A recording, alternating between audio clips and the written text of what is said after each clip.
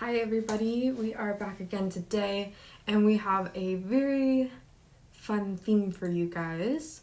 So we're doing our ancient pearl theme today. I think it's really cool. I got to do a lot of fun wire techniques that I get to share with you, and we just got in some new wire for you all. So finally we have some heavier wire. We got that 18 gauge in, and so you'll definitely have to grab that up because that is now in stock.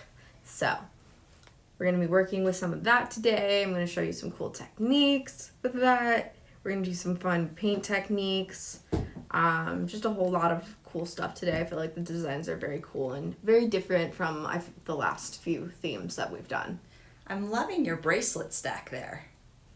It's 2 bracelets. Oh, it's only 2? Wow, it looked like 3 or 4. No, just but yeah, that kit sold out. Mm-hmm. I knew it as soon as I saw that bracelet design. I was just obsessed. How many of you guys got this bracelet and how many of you are wearing it? Or made it already? Yeah. I would like to know. Also, what's your beverage choice for today? What's your? It wasn't really a choice. It was just what I had to get. It was Dr. Pepper. Which I do love Dr. Pepper, but it's not as healthy of an option. Yeah. And they don't have yerba at the Yep. And campus somebody little drank all store. mine, otherwise I would have brought them. Drink. I've had one this entire week. Somebody. Out of like 5 or 6. I guess somebody would be me. But I think when your dad I had restocked, it on Tuesday, and that was it. Because the other days you went and grabbed one. No, on Mondays and Wednesdays I go to Flying M's and I get and they have tea. them? Oh, No, yeah. I get tea there Gotcha. instead. So yeah, that's my go-to order, guys. I don't drink coffee, but I do like some tea. What is everybody's go-to caffeine? I'm guessing coffee. Or beverage. Yeah, or beverage. Or beverage. Some people don't caffeinate. I mean, yay for you. That's amazing. Couldn't be me. I had to suffer and have Not an at this energy point in drink my this life. morning. Not in this point in my life. When I It's have more still morning time for us. Lisa said good afternoon, so it's afternoon for her already, but it still feels like morning here. Yeah, it's in the morning. Okay. Should we give them a little preview shot of I was some of about the to do that. techniques? I figured that's what your fix a couple okie of was. these. Some of these beads flipped up. All right. Looks like we have Peggy, Glenna, Jean, Stephanie, Real quick, guys. Kathy, Lisa, all Quick commenting. guessing game while I'm doing the preview. Who designed what? Okay. Now we'll go back to this. Yeah. All right. We're looking a little dark today for some reason. That's Maybe- not even pointed towards me. Yeah. Also, would be dependent on that. But I as mean, well. like the jewelry wise, I feel like we might need to brighten that up if you can. So first we have this necklace here, these earrings here. It doesn't look dark to me. Well, it does on here. But has it caught up since your change? Well, let me see. Let us know how it's looking for you guys. Your screen brightness is all the way up? It's fine. You go ahead and I will just continue to mess with This bracelet, these earrings, this necklace over here, which I'll just a little shimmy so you can see. This bracelet, these earrings here, and then these earrings here.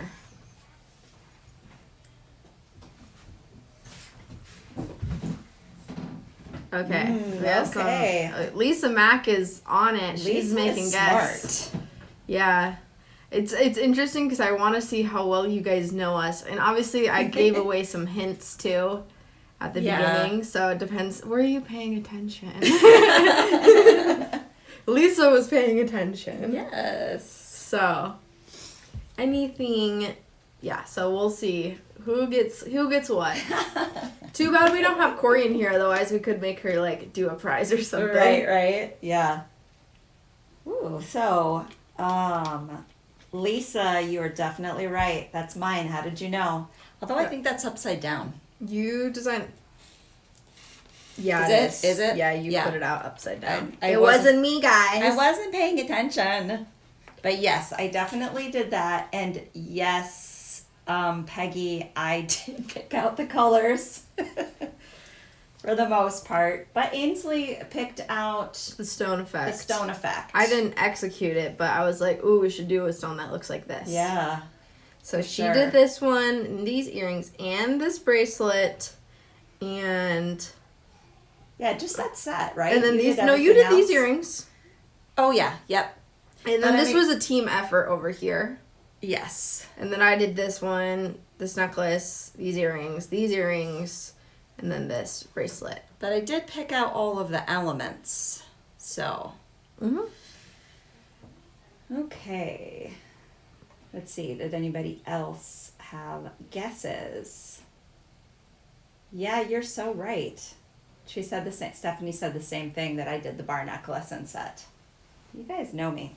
You got me pegged. And you probably know that Ainsley did all of the wire elements, all the trickier ones, because she has the patience for it and the precision. So I was like, I could do this, but it's not going to look as good as yours. I was having a conversation about this because I was saying, I think it's funny that all the things that I hate to do, she's like really willing. I'll throw something at her and she'll complete it. But the things that she hates to do, I actually like to do. Because she'll just be like, can you just do that? You're better at it. It works out well. Because I hate doing, like, the final construction process where you're just, like, you've done all the hard stuff and you just have to put it together. To me, it's really annoying and I don't enjoy it. So I usually put it off on her. Just like, unless I'm by myself. And then we're like, after the live's over, we're like, who's going to do the follow-up email today? Because it's kind of repetitive. You have to put all the graphics in. You have to put the descriptions in and do all of that. And Ainsley's like, why does that have to be part of my job? And I'm like, somebody's got to do it. That and making the events. All of it, like that tedium is not our favorite. Worse. Lisa, which pair? She said, I missed on the wire and pearl pair. They are freaking awesome. This one. That one. Oh, yes. So that's, what's so cool. Hold up the element. It's in here. Yeah. These come already done for you guys, which is so cool, right? All you're going to have to do is hammer it. So, yeah. And if you buy it, you could be like, oh, I'm going to use this as a template if you want to make more. So those were a really fun vintage find. Stephanie says, love your eye makeup today, Ainsley. Thank you. It's very unusual and exotic, and I feel like that goes really well with our theme today. I wanted it to feel like it went well with the theme today. It does. It's like your eyelids have been dusted with gold. Well, it's mostly green, actually. Look at, and then a little bit of gold in the center. Ah. Well, on camera, it reads very gold. Because look up here, green, yeah. Pretty. Brown, and then green and gold here. I keep on telling Ainsley that she needs to do makeup tutorials, but it's a lot of work. It's so much work editing, right? Well, no, most of what's difficult is like getting yourself on camera while doing it. Yeah, like the recording and then the recording, because I've done it before. Like years ago. Yeah, no, it's not fun. I think too, people will say, oh, why don't you have more just like short format? We have either reels or we have our long format videos. There's nothing in between. And it's about the time that it requires to produce the content.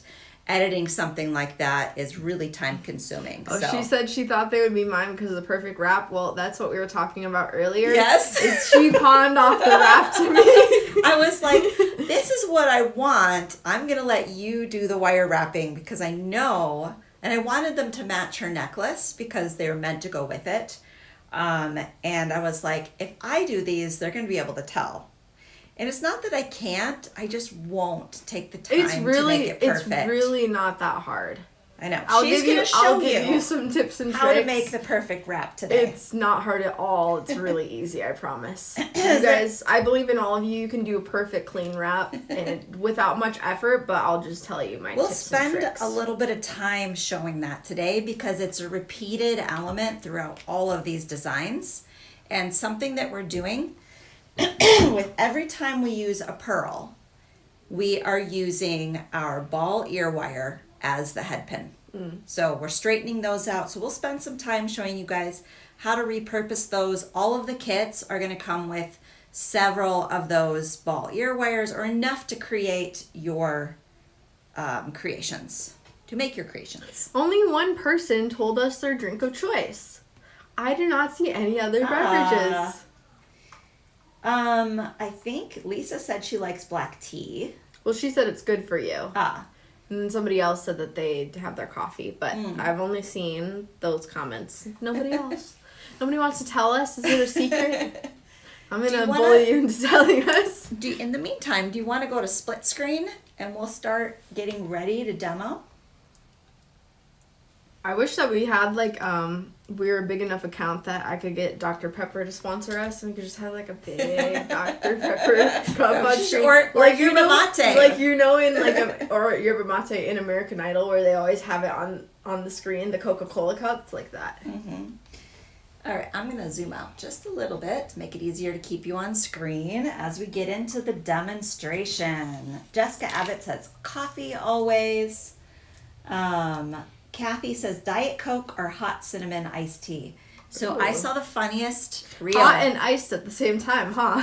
I saw the funniest reel. It's with the I think he's Korean dude that always has like his content is he's always kind of poking fun at people, but that's probably pretty vague for you guys, but he was talking about Diet Coke drinkers. And it's just funny about how hardcore they are. Oh, yeah. They're like, oh, aspartame's not good for you. But only if you drink like 5 or 6. And they're like, and? Yeah. And they'll keep drinking Well, 5 actually, or 6. it's interesting because diet soda is actually, even though like there's a lot of stuff like, oh, diet soda's bad for you, it's still better for you than full sugar soda. Ah. But yeah. This is full sugar, so. We see how much I care about that. Yeah. So yeah, lots of fun wire techniques for you guys today. I'm really excited for this beautiful cameo project that Ainsley's got going here. I took the time to make a gorgeous Pinterest board with lots of these ideas on them that could give us ideas for using our elements and the things that we resourced into making beautiful project ideas for you guys. And so I wanted Ainsley to zero in on some of these wire elements. Should we start, let's start kind of basic with the pearl wraps, maybe some of those. And then... well, these are normal wrap yeah, those loops. are easy. But we need to show how to do... That's the only one with a wrap loop that's a pearl. So we'll do that one with the... ear wires, and then what's we the will do difference between these. that and the brown one? I don't know. Well, you might as didn't. well just show the harder one because everybody's seen. Yeah, the but other one. let's do both of them. Okay. Ooh, Connie said Diet Dr. Pepper or coffee with cream and liquid stevia. What do you need? Just move get it. it out of the way. Yeah, it's Okay, we'll need it later. yeah, it's just like really in the way of all the tools. All right. So first things first is I'm going to take this ear wire and we're going to be utilizing this as our head pin. And we're going to straighten it out. The best way to do this is to start with your curve here. And you're going to straighten it till this is a nice straight line. Then once you get to the next part, straighten that.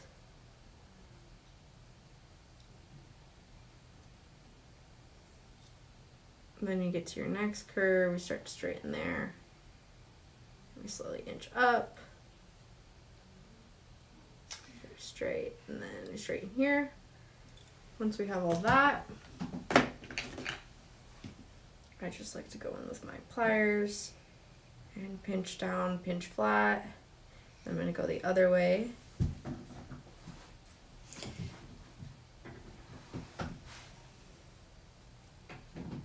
Can you zoom out just a tiny bit? Why? Because I'm losing some of the edges of what you're doing. But those don't matter.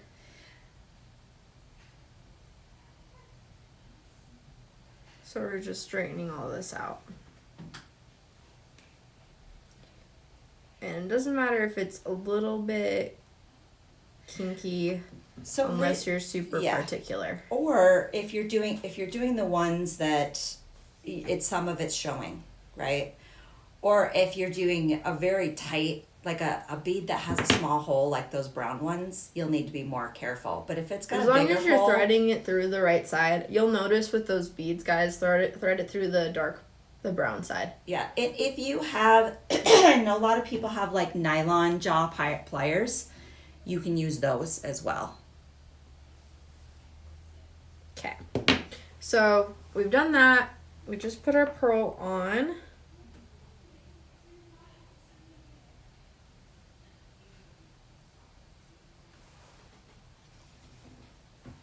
Then we begin our loop.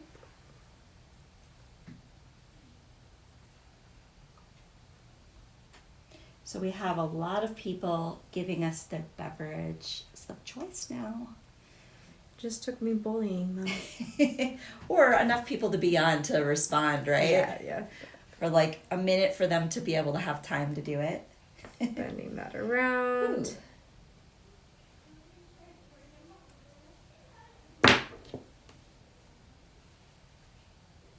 Straightening that out.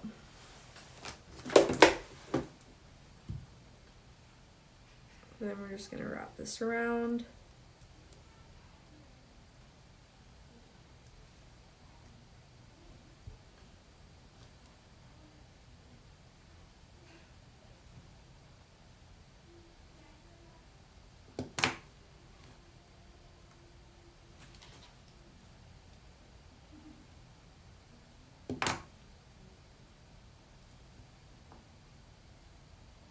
Thank you, Lynn. So this, when I was trying to figure out what we were going to sell for you guys today, I really felt like the pearls were so important to each of the designs that we would just do complete jewelry kits today. So that's a lot of fun, because we don't always do that. Like last week was sampler bundles. We had maybe one complete kit, but because I felt like, oh, well, these are vintage pearls that we got in a big lot of miscellaneous. And so we sorted out like the best shapes for you guys to use. And there's pretty much, we just have enough to make the kits because they're vintage. So this is a really lovely Baroque set. I might do after the live, if you guys are interested, some other shapes that we have as maybe a bead mix, but let me know if you guys are interested in these vintage faux pearls.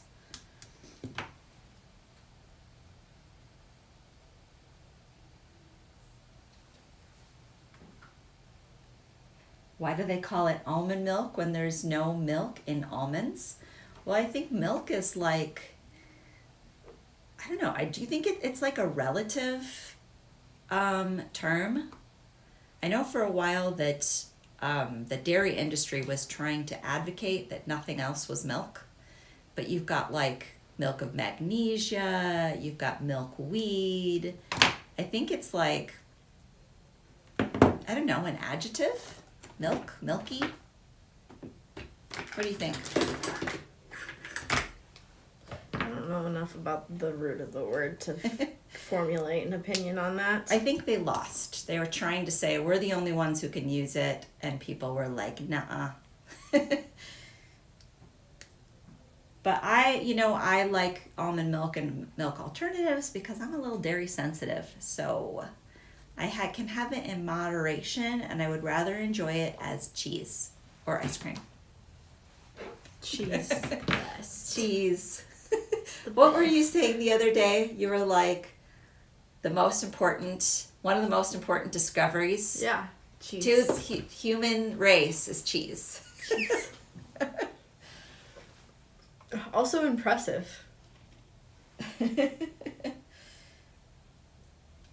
Oh, that looks so pretty. It's prettier than mine, guys. I did kind of fake one, but Peggy was saying earlier, she said that's why she thinks that so many people do the messy wrap loops. And I will confess that is why I do, is because I don't like to take the time for precision. Which is funny because like I like things to look just so, but I think my taste has evolved to be a little skitty wampus is just so. So Ainsley's like another level. She's like, I took all of your neurosis and like took it to the nth degree. No, like I'm on steroids. I steroids. took all of her neurosis plus all of my dad's neurosis, and then they threw it into one big combined picture. Oh man. Also, these would just be really cute your wires, just like this. I like that.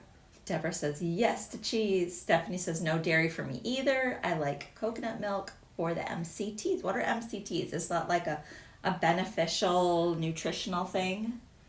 Is it like polyphenols and interesting stuff? Peggy, you're so funny. Lynn says, that's a gorgeous pearl. Love the shape. And Peggy said it looks a lot like me. I love everybody's sense of humor. You guys are the best. Bye, Lynn. Enjoy your day. She was only able to pop in for a minute. And Peggy says, I'm coffee sensitive. I wouldn't know, but I am caffeine sensitive. So anything that's got a higher concentration of caffeine, I have to be careful. Because it will, like, even like the amount of caffeine that I need to survive still wakes me out a little bit, but I'm like, it's worth it. I need to get the things done. I need to have enough energy to execute everything I need to do today. Yes. Brown beads. Okay, so those I think are on strand over here. Just need one. I only needed one. I know, that's how many my hand grabbed, so. Just gonna thread that through there. Wasn't ignoring you. Mid-chain triglycerides. Peggy said, I'm sorry, Ains, that you got cursed. But hey, guess what? You guys are the beneficiary of her being cursed because you get to learn how to do perfect wraps. First we're just gonna make our bend. I'm gonna go and I'm gonna hold it over by my other piece so I can know the distance that I used, and then I will measure that for you all to see. That was a pretty dang good guess. So where is Yes, what ruler? tool would you like? Ruler? Oh, yes. There you go. I get the job of cleaning up beforehand, straightening out, and so Ainsley wouldn't know where anything's put because I put it away. So from above your bead, that is 1 and 1, 2, 3 centimeters. 1.3, I'm guessing, something like that. Or 1.2 from the top of your bead. Let me put that on screen so you guys can see.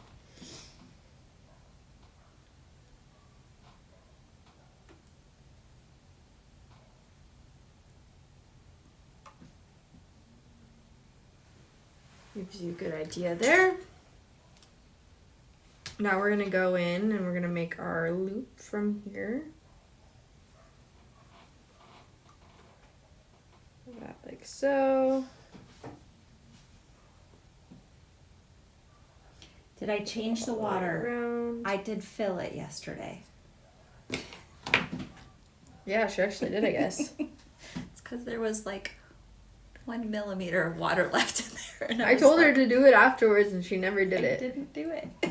I knew she wouldn't. That's why I was trying to get her to do it during, but she obviously didn't. Okay. And then from here, we're going to start doing our wrap. And this is where I'm going to give you my tips. Okay, I'm watching very intently. So we're going to take another chain nose plier and we're going to grab this end here. And it's important that you do grip it like so with your other chain nose so that this loop stays exactly as you have it set. So I'm gripping that and then I'm grabbing my end here. I like to come in with my arms like this. So keep that in mind.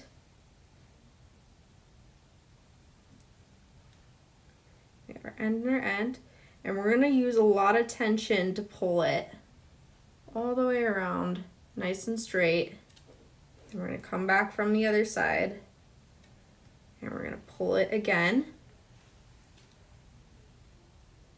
And we're going to do the same thing. I'm using a lot of tension here when I'm doing this. Sorry, I'm moving a bit. It's because I'm flexing my arms a lot. But ooh, flex.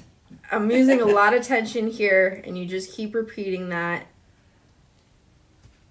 It keeps it clean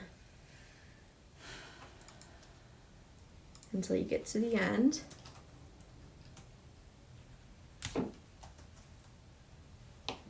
And accidentally pulled off the end there, but that's fine. We'll just tuck it in. And then we're going to pinch that up and in. And this is the hardest part, is tucking in that last little bit. I try to grab it at an angle so I can push it in. And it kind of just depends on the one that you're doing. But trying to create an angle to create the pressure to fold it in.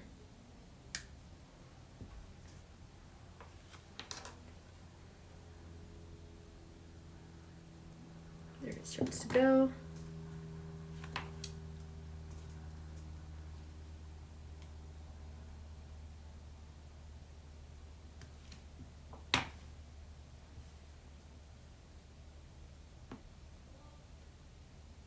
Once you get it most of the way, you can just tuck it in like I just did there. And then we can just try and straighten this out a little more. I think that, yeah, I think nylon pliers, which we don't have, we probably should get a pair, are really good for that. And that's how we do that. Really easy. The main thing to keep in mind is you're just keeping tension on that, and it will just flow right. Just keep it nice and tight in there, and it should just flow nice and perfectly for you. I've been oxidizing these and using them a lot for my shop, and I'm finding the more that I just get used to that motion, the easier it becomes. It becomes kind of like, but I do go for the messier wrap to loop for my aesthetic, so that also makes it easier. But yeah, you get kind of used to the weight of the wire, which is nice. So those are my tips. Jean, did you build a snowman from the snow that you have? We had snow a little bit the other day. It was just a couple inches. It was not enough for a snowman. Well, you could have, like, if you rolled it all the way across. You want to know what the most annoying thing about that was? The snow. Okay, first of all, I woke up. I didn't know it had snowed because my window, I couldn't tell. It just felt the same temperature as always. I had my window open, but my blinds are closed. So no one can see my room. And go into the bathroom. I must have been, it's also dark out when I wake up. I must have been blindsided because there's a bunch of windows there for me to have noticed, but I did not look apparently at all. I was just too busy getting ready as quickly as possible.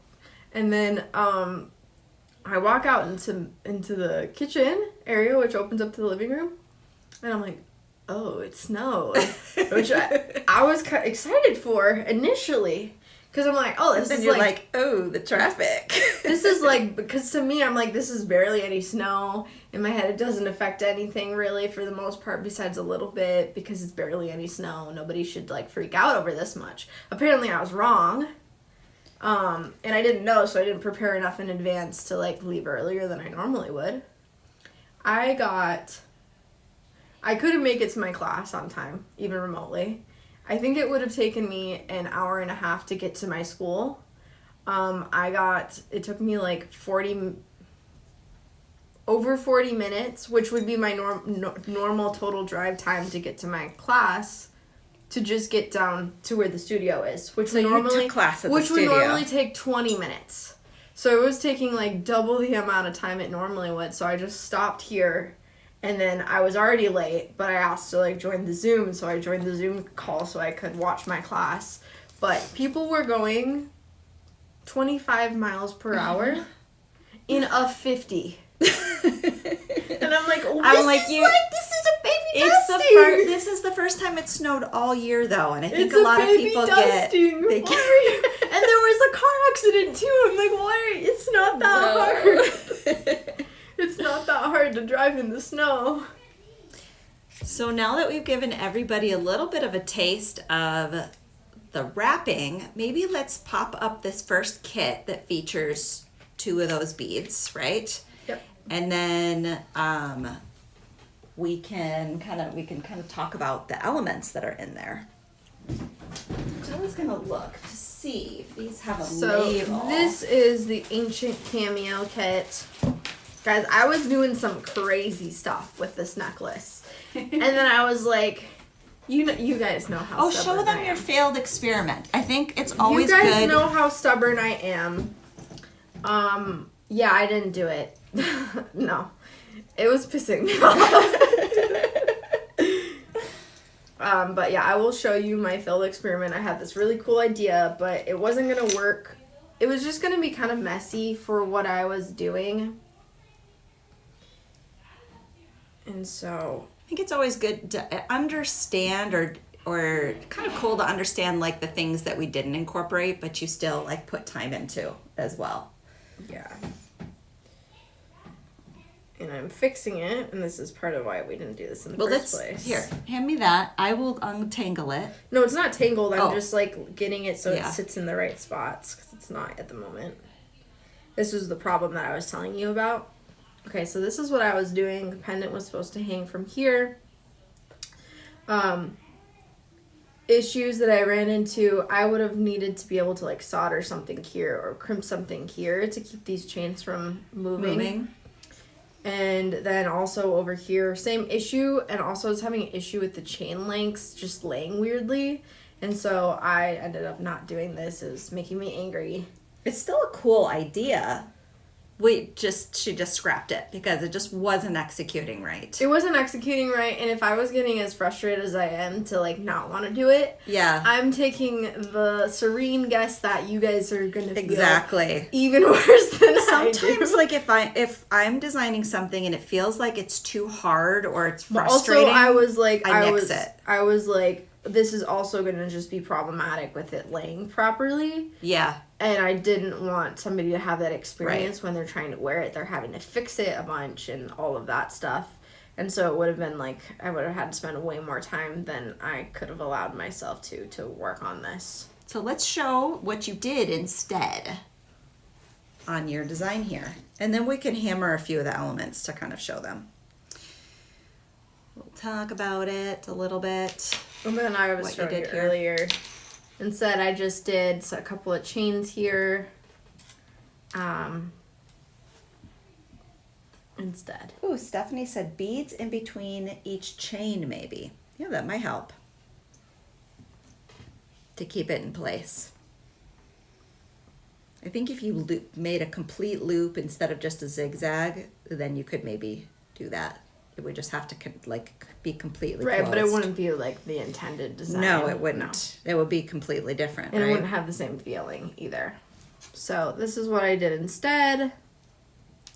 To keep like an interesting feel, extra chain swags. You could totally load this up if you wanted to. You could do like even 3 in there would look cool. Yeah, I just was at a time crunch, so I just did 2. I was like, okay, well, I spent all that time. Now I just need to make something that works for it. So you'll be getting a setting, and then these are vintage Japan cameos, which are really cool.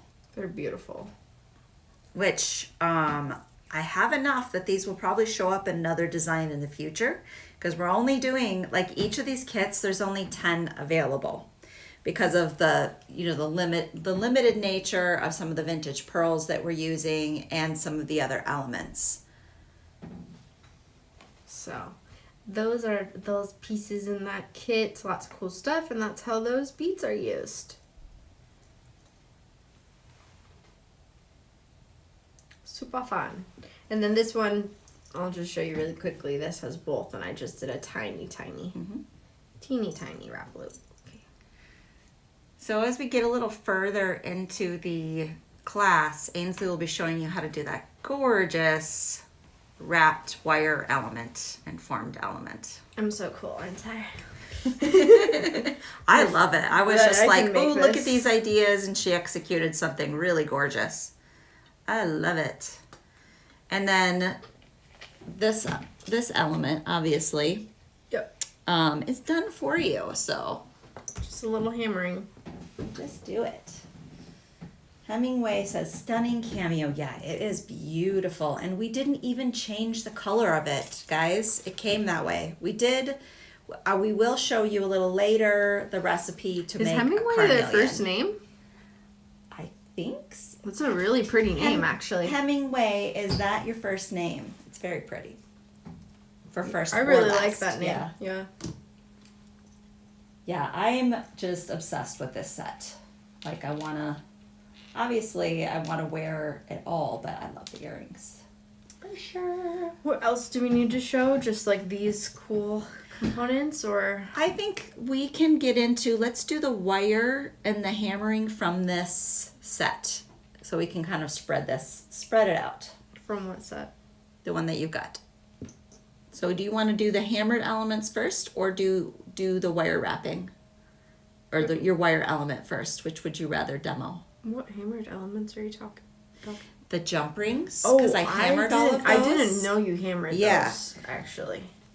So just to add a little bit more texture, we did those. And then also the earrings. So taking that element and just...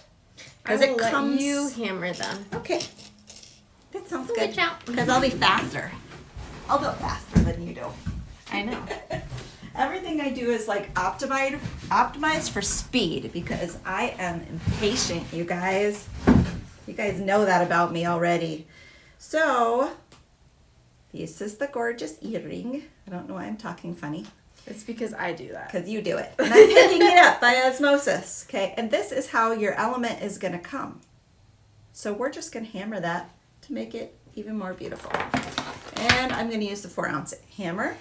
Oh, it's their cat's name. Ah. Oh, let's see. Where's the Carter? I'm going to take this off because it's a little distracting. Unclick. There we go. And put comments back on. There we go.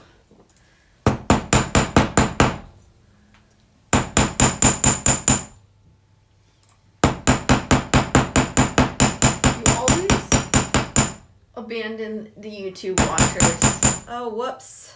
She never does this. I always go back in. No, I do. I usually do.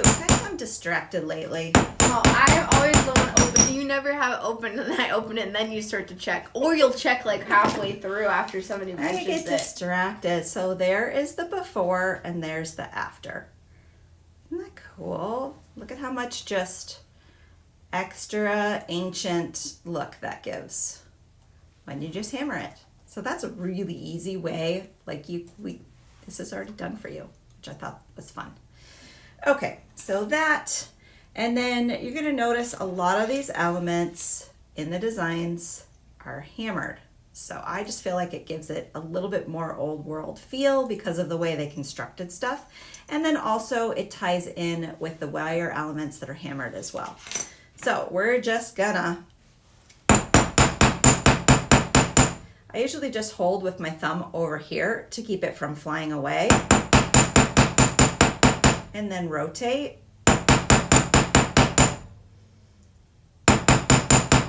And it's easy as that. And if you don't hammer it like evenly, I feel like that adds to it as well. Just a little bit more. And then what you're gonna wanna do, because this will take it out of round a little bit, you're just gonna move this back and forth until it is perfectly met. There you go.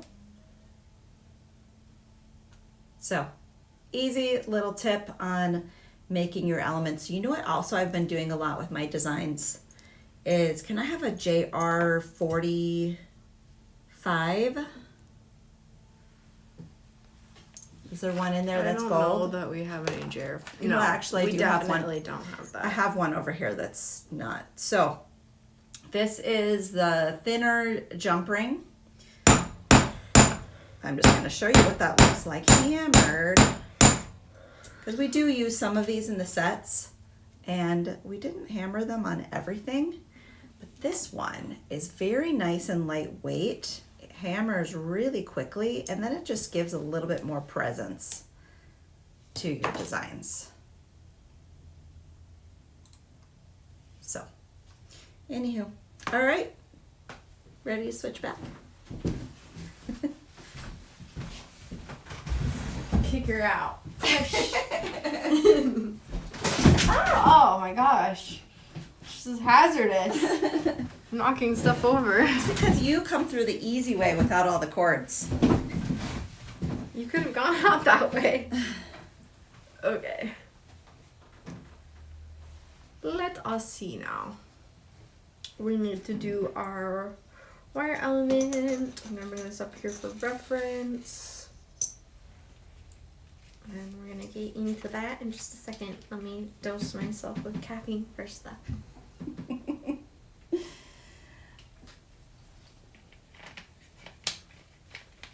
Okay. So we have 18 gauge wire here. I'm gonna take a clipping and I will show you that in a second. And I'm actually gonna get this out. Are you gonna work on the okay, no, yeah. I already said I was getting that out of the way. Sorry. Sometimes, you guys, does this happen to you? Do you turn off your ears when you're reading something? I try to. I think you always try to turn off your ears. Oh my gosh, because it's so But hard. I hear everything. You hear everything, so she doesn't miss anything. Oh, it's so terrible. It's such a curse. Your life is so horrible because you have hearing. I know. Hey, Hunter got a good positive results that he doesn't have hearing loss, so that's good. You can take a generous amount of wire here because this does wrap up and loop up. So we do want to keep that in mind. Now, I did not use any fancy techniques, so. This will come on a spool for you guys. Do you want to pop that up really quick for people that don't? It is in new. Just to show them what the wire where product is. Might be near the bottom.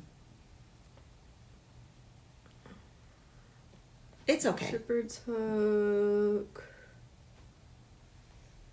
No, I'm not seeing it. All right, that's fine. Plus, I don't want it to get in the way, actually. Yeah.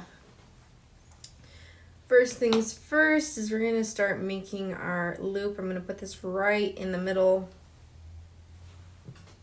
Out of the way so you guys can get a nice view here. Did you start with like making a sketch when you originally did this, or did you just wing it? No, I made a sketch. You have it? It's just, no, that's not there. It's at home. Oh, okay. But I mean, did you use that as like a paper template, or you just you just kind of winged it? I winged it. Yeah, I just held it up to the piece and compared size. So I'm gonna make this loop here. So we're pulling one way and we're pulling the other way. And I just used... So is that just the widest part of that barrel? Yeah, but I'm gonna adjust it here in a second. But yeah, I did just use the widest part for now. And I'm gonna start tightening it.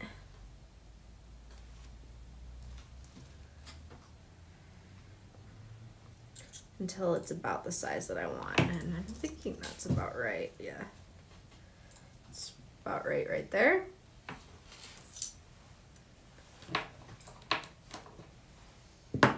A lot of this is just a very eyeballed process. I'm gonna hold this here like we did earlier with our pinching technique. Try it this way, I think I might get a better grip, yeah. I'm gonna pull these up a little bit, actually. See, I think the difference between us and the other lives is we don't get any extra support usually. You know, lately, it's just us. And so I have to be like popping back and forth between YouTube and here and looking, and there's no third person. It's just the two of us. Everybody's busy. And Corinne is out sick today, guys, so we hope she feels better soon. Because usually she tries to at least pop in for a little bit and say hello. Yes, Connie. This is 18 gauge solid brass wire. I will put this in the comments since we're having a hard time finding it to be able to pop up on screen for you guys. So when I did this originally, like I said, I was just measuring it with my piece. That's kind of what I recommend doing is I start to look at like, is this hitting the points that I want it to? And is this hit like in the lines that I want it to for this piece? That's what I keep in mind. And so when I was looking to do the bends in this, I did it in proportion to the piece. So notice these start just like on the outside of where that ends. It's around there.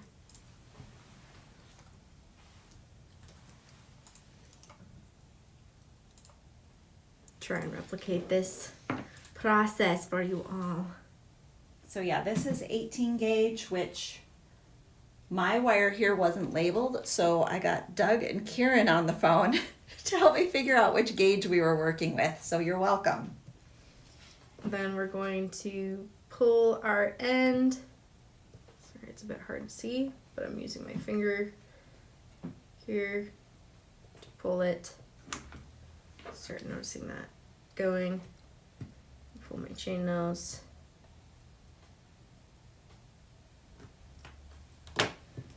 Okay, I'm gonna start using some force here. I'm gonna start doing our twist. And this is the most like finicky part of the process is you're just kind of pulling it in and you're fixing it as you go. Yeah, I'm pretty good at eyeballing this. So you'll see that that's like about where I was doing it this last time. And then from here, we're just gonna do that same thing. What I did is I kind of like made my loop and it kind of went vertical like this. So instead of it being flush with my piece, I made it outward of it and then we start to flatten it down a bit. I feel like these wire techniques that you're teaching today too could be repeatable for earrings, for, you know, if you just took like a hammered blank and then put this wire element at the bottom, there's just so many things you can do with it. That's an example of what I mean by that when I say that.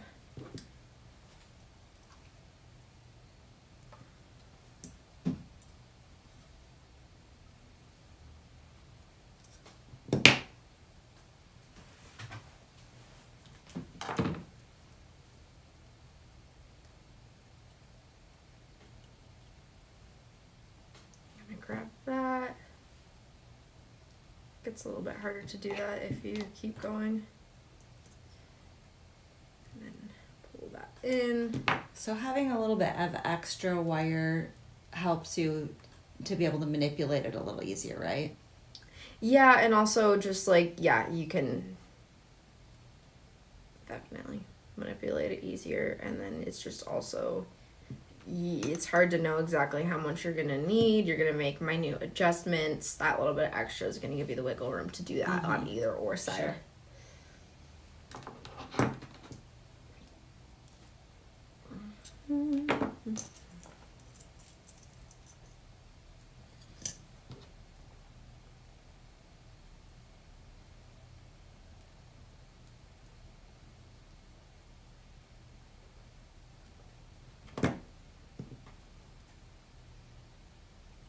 And so we can tell we have a lot of excess at this point. You'll notice that I went around and then to the bottom. I'm not going to get rid of all of my excess, but I am going to get rid of a lot of the stuff that I find is in my way.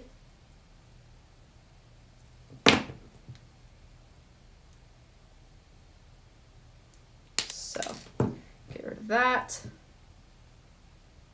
And it will be out of my way.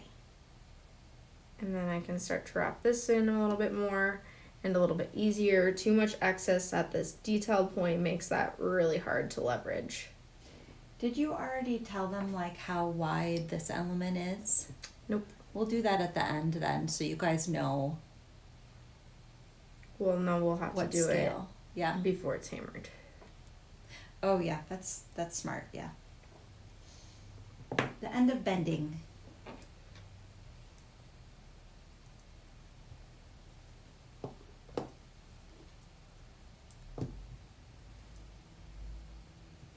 So just going in and making my adjustments. And then this feels pretty good.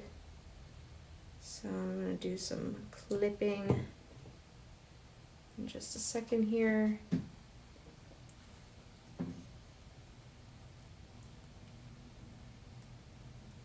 Clipping that end up. Clipping that off. Do you ever look at people that do like the really intricate wire wrapping stuff and they're like, oh, this is a simple design? And they must just really, really love the art of it, I think. You can really get into it. Yeah. So I'm going to leave that end flipped up. It's going to give me some flexibility for trimming the other side and all of that. But that's our first side. And then we're going to repeat it as evenly as possible on the other side.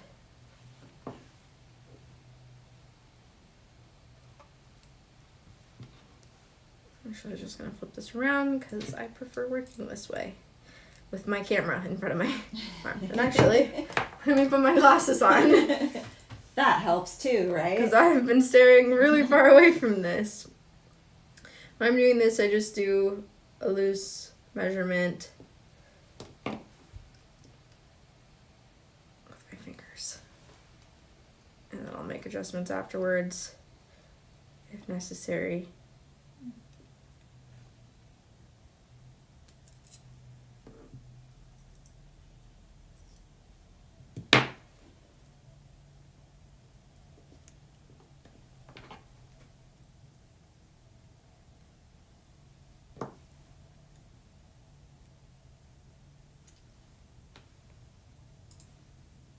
We go from like being really chatty to being really quiet. It's mostly because I'm concentrating at this point in time. Definitely. I don't know what you want from me. I was just noticing because like in it fluctuates how much background noise we have too. So it could be like super like bustling around here or like dead silent. That's funny. What is your ideal working environment, I wonder, for people watching? Do you like it quiet? Do you like some background noise? Do you like music? I like music if I'm not like intensely concentrating. Otherwise, like if I really have to concentrate on writing something, I can't have any noise. Like Really silent. annoying. No, you don't like music. Don't lie to me. Silent. One time I was trying to work- Cleaning. Oh. One time I was trying to work on some stuff here, and I needed music to chill out and zen myself out. And she was like, "Can you just turn it off? I'm overstimulated." It was true though. I was overstimulated too, and that's what was helping me. And the silence and the presence of your annoyance, I was trying to drown it out. Trying to drown it out with that music, Every so but often I wasn't I just allowed can't. it. I can't have any noise. Like it just all is too much.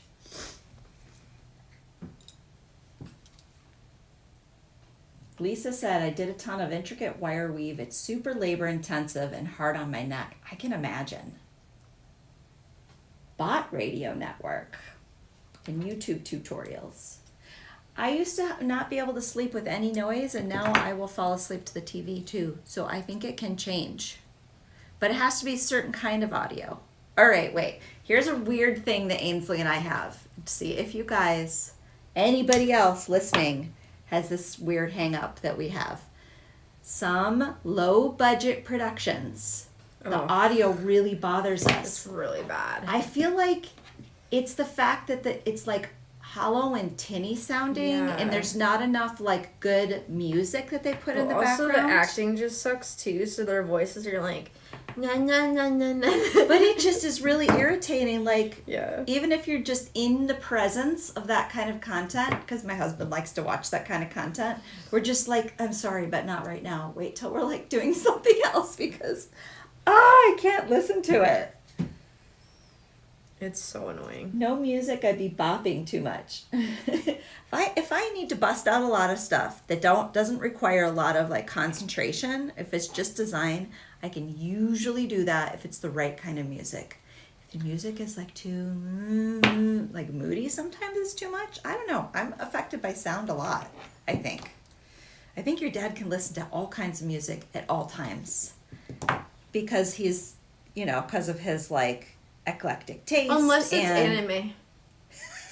I think he's just prejudiced against. He's so prejudiced it's so against funny. it. But when we were first married, he was also prejudiced against any of the music that I liked. So I like stopped listening to my music for like 2 decades, and then I started like listening to it again. And Dallin's like, "I really like your music." Like, sorry, I just let my musical identity get swallowed up. But now he'll listen to that stuff. So I think I slowly broke him to not being like, he's like, that's like druggy music. But he admittedly, he said, when he went to college, he was really super sheltered as far as like different kinds of genres of things. And it took him, he needed to get up to speed on all of that stuff. Oh, yes. Lisa says the worst is dubbed where I can hear the studio echo. Yes, it's the studio echo, I think. Yeah. Hate that. It's terrible. Oh, welcome, Sherry. She said, hi, wonderful ladies. Got here late and watching on the TV, so I can't comment. Just popped in to say hello. No twangy country music. That's the other thing that does it. So, Peggy, if you've ever seen the movie Mars Attacks, right? And what that music does to the aliens, that's kind of what happens to my head when I listen to most country music. So my husband's a big country music fan, but if it's like still on the radio when I get in the car, I immediately turn it off. Would you say that's selfish or self-preservation? I'm voting self-preservation. Self-preservation because you also just stop listening to your music. So it's only fair. Isn't it? Oh, man. Jean says, I need background noise. I like tutorial videos. Connie says music or background noise on the TV. Carlene says music.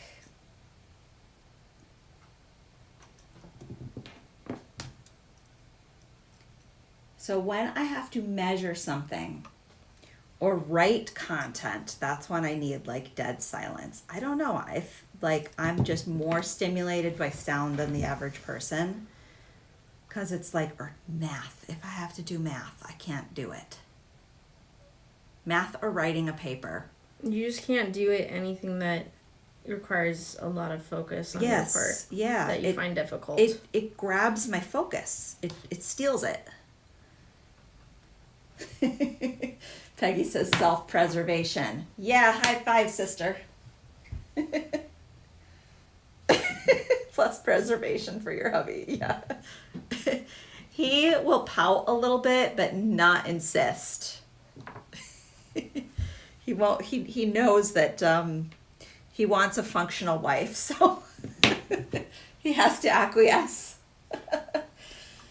Oh my goodness, you guys.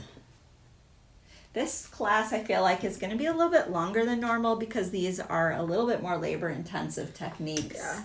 I'm that just we're making doing. my little adjustments here. That's what I've been doing, is just like getting it so these are more proportional.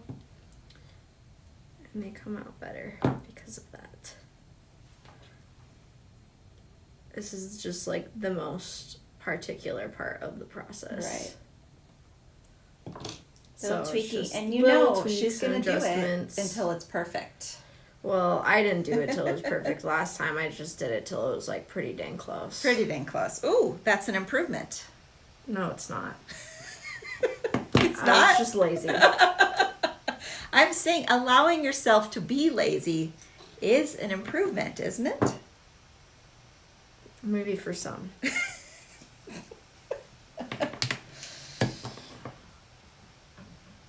Okay, I just need to get this tucked in here. There we go. I think, And then fix this side. I think you get your meticulous for your dad and from your Grandma Mary.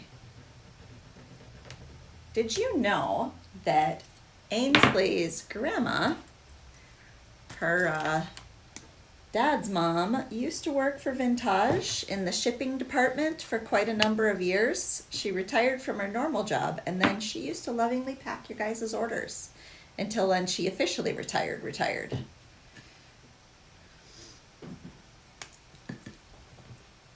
But she was always super meticulous. Like there was never anything missing from an order when she was packing. Like the piece counts were always like completely precise.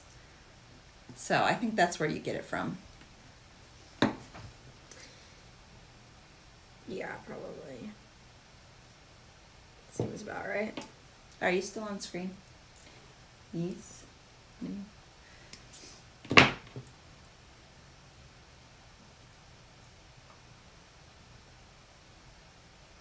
I have my do not disturb on. Stop. I thought I did. Just need to get this guy tucked in here too. Completely.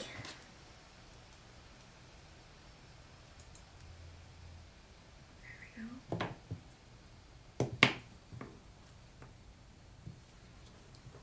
What was sweet, Peggy?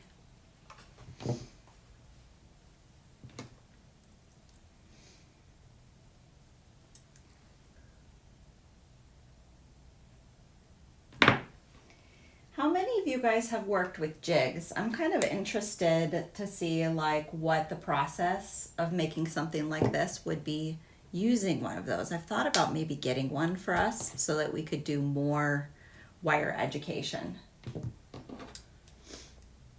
Let us know what you guys think. Do you like using them? Do you like more the free form, like tactile hand forming of things? Or what's your favorite way to work with wire?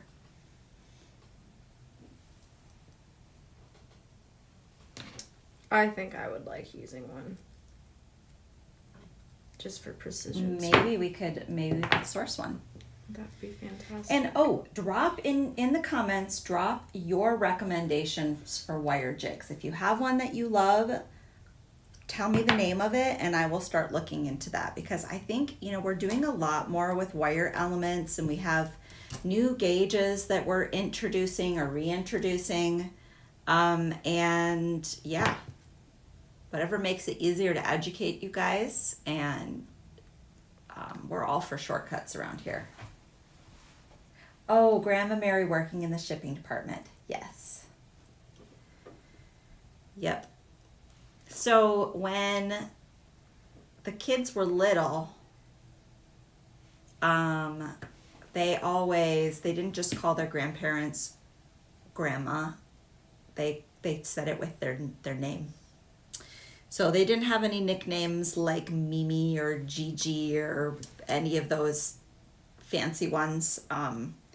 They just said Grandma Gretchen and Grandma Mary. And so you'll hear also Corian talked about her paternal grandma, because Corian is my brother's daughter, the same way, which I think the same. Obviously, it's up to your grandkids what they actually call you, but I think that I would just prefer grandma and my name. What about you guys? Do you like cute nicknames for being a grandparent if you are a grandparent? Or do you prefer the traditional grandma and grandpa names? Lisa said her favorite wire is square and half round. What kind of jig do you like to use, Lisa?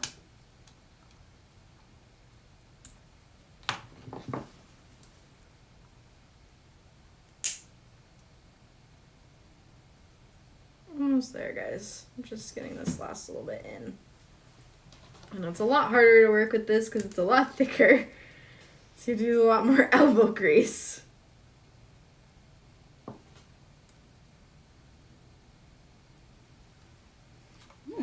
Janet says she's Gram. Stephanie says I like Grammy, which my granddaughters call me. Peggy says I'm Nana.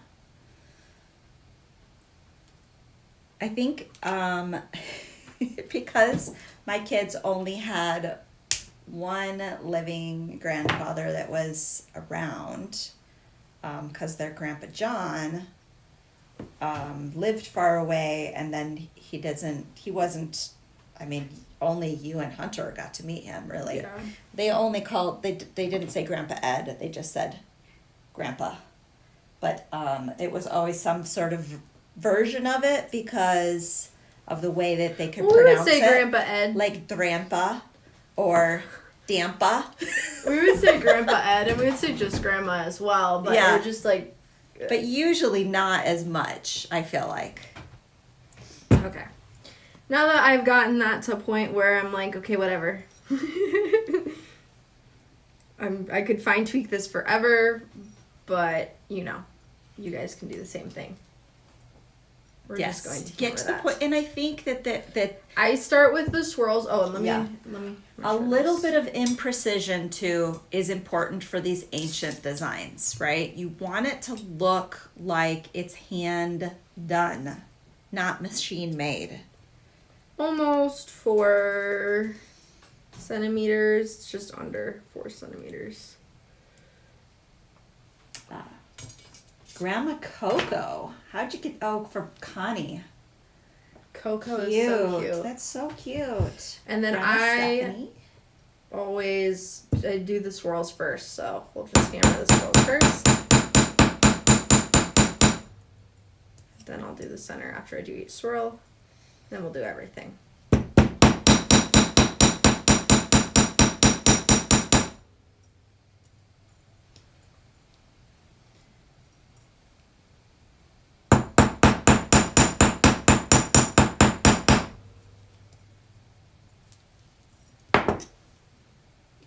Up a bit.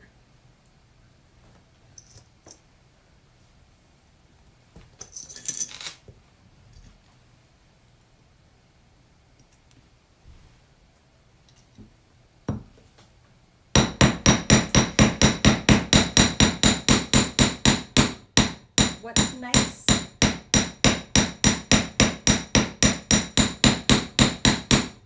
What's nice about this jeweler's brass is it's going to be really sturdy at the end, but a little bit easier to manipulate than a harder brass wire.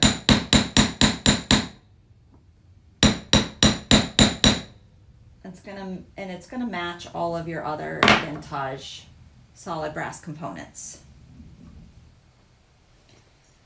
Chris Jones says she's Grammy, and Peggy says her husband was Paw Paw.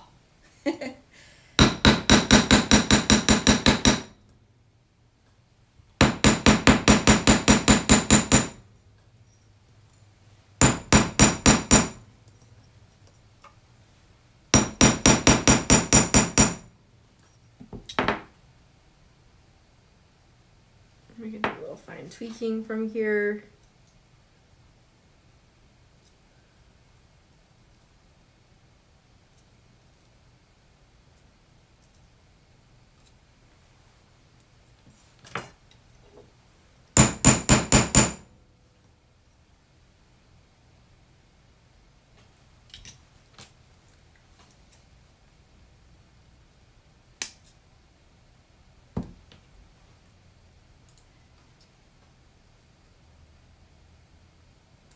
Oh, looks like Doug finally popped in for a second. He must have freed up from getting all you guys' orders out. His ears must have burning saying, nobody else is on here with us. Because I pretty much, most of the time, I stay on the whole Wednesdays. I try to. But sometimes I do have other stuff that gets in the way where I can't. All right. Now we do the easy part, which I need that gauge of wire. Yes, so this one? What's this? It's the same gauge, but it's the solid solid brass version. Okay, so this is 20 gauge.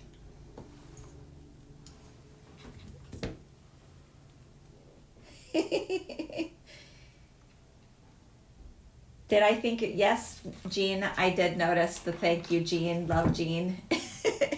She ordered something from my Etsy shop, and so I always put a little, when I see her name on an order, she always gets an extra something, and I always write a name, her name in the thank yous. When it's somebody else, like just a normal customer, I always write a thank you note on there, but I don't usually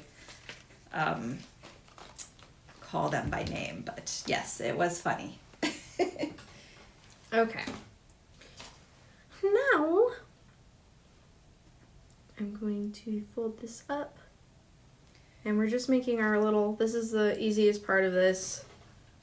We're making our 3 lines. This is also just like, I wanted to do this to also create more security here. When you flatten this out, you'll notice that I opened it up to make them more flat evenly. Otherwise, this, they kind of smush together. Louis flattened this earlier. See how this is kind of smushed together like that? It still does that here, but if you flatten out each piece first, you'll get a little bit less of that. So I'm just really reinforcing this, keeping it extra nice. And we just need to do 3 loops around.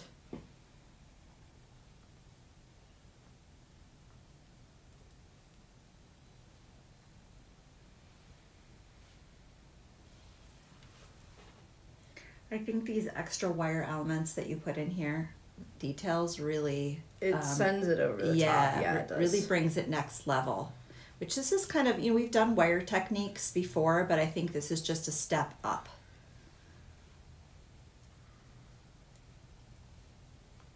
Don't you love how I say we? Royal we. Ainsley always does the wire demos now. I was the only one who used to do them before she came back as part of the team, but now sometimes I do it in my master class, just not on these lives.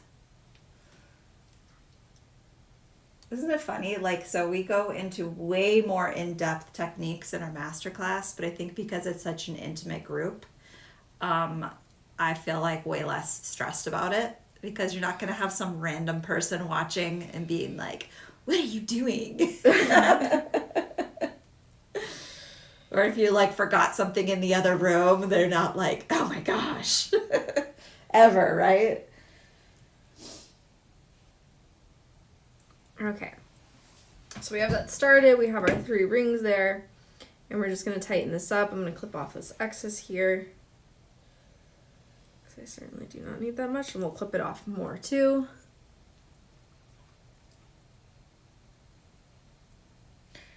Doug was talking about how one of the kids used to call him Until Dud. Yeah. And I said it was Dallin, and he used to say trut and boot for book, because his K sounds were T's, and Doug would always say, your boot? Yeah. What do you mean? And he'd be like, no, I mean boot, because he just couldn't say the K. Oh, I miss when he was a little baby. And when you would go to his house, Beautiful. sleeping booty, and Yeah. he's like, what? Your butt's asleep. Yeah. Every single time. I remember that. Oh, goodness. He made fun of me for that for years. I'm surprised it hasn't come up during a live before. He probably forgot about it. Yeah, Sleeping probably. booty. In a senile age. if he's still. I think you're safe. I don't know if that he's still on here. So he said he was popping on for just a minute. Oh man. Peggy says we're safe. Yes, yes, you are. Just clipping this down. We will flatten this out, but so I don't want it to show up on the other side. And then I'm just gonna pinch these in more. Oh, he's still on here. He said good times. He must have missed that senile part. Maybe it's not cut up yet. Oh man. We like to have fun. Flatten that out. Pinch that in.